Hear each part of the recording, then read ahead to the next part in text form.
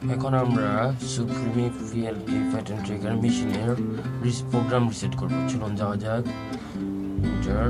এখন আমরা এখানে 3 নম্বর প্রোগ্রামে চাপ দেব। তারপর অপশনটা আসছে, এখানে দেব 1 এ আসছে সুইং, 2 হচ্ছে মেমোরি, 3 হচ্ছে অল। এখন অল আসার পরে আমরা রিসেট বাটন চেপে ধরব।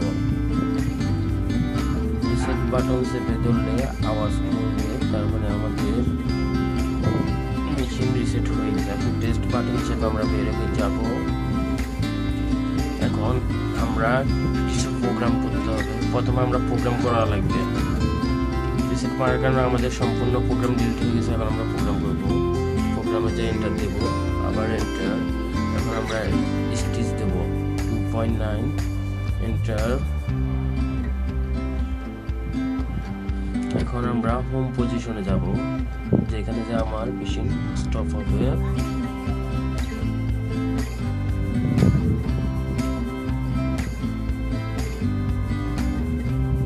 এন্টার। এখন আমাদের কাজ হচ্ছে জাম্প করা, মানে যেখান থেকে সুইং পজিশন শুরু হবে, সুইং পজিশনে যাওয়া।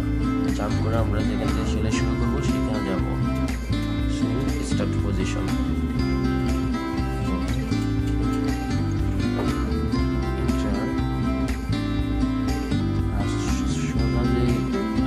সেটা হচ্ছে সিলাই।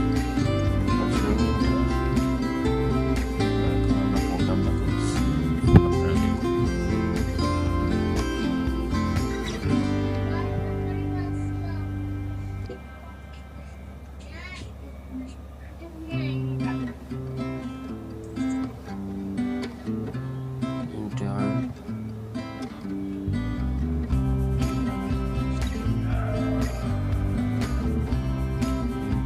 আমরা কোড দেব। কোডে প্রথমে আমরা 2 দিব, এখানে কাছে 2 করে দেব, 2 এন্টার। এরপরে আবার 2-3 স্টেজ সামনে যাব, আবার সেকেন্ড কোড দেব।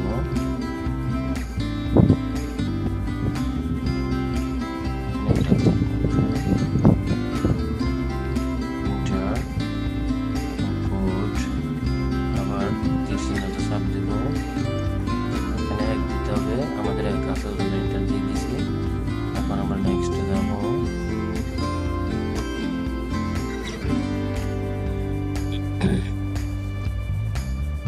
এন্টার।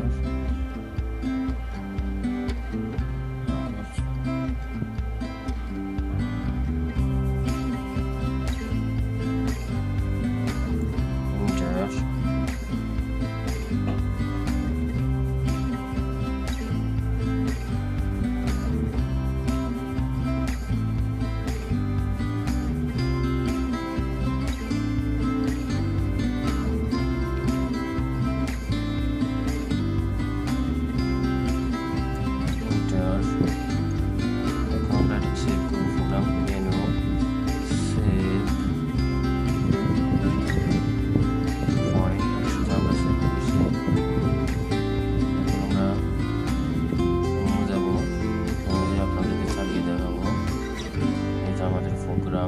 দেখেন প্রোগ্রাম কমপ্লিট।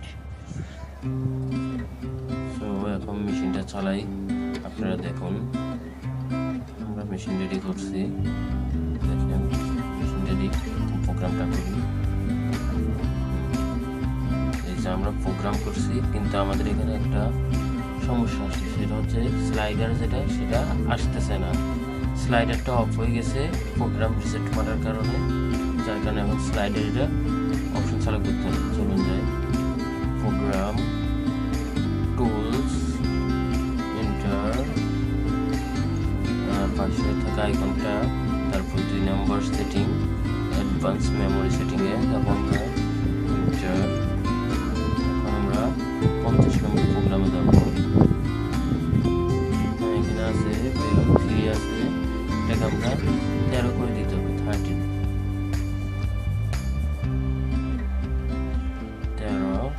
এখন আমরা যেতে হবে 962 নম্বর প্রোগ্রামে। ওখানে যাই, অফ আছে, অফকে অন করে দিতে হবে।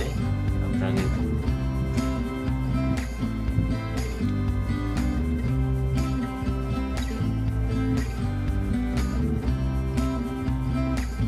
62 নাম্বার প্রোগ্রাম, এটা এখন অফ আছে, এটাকে আমরা এখন অন করে দেবো। অন, টেস্ট বাটন দিয়ে ব্যাকে যাব, বের হয়ে গেলাম, আমাদের প্রোগ্রাম সেভ হয়ে গেছে। এখন আবার চালাই দেখেন, আপনারা দেখুন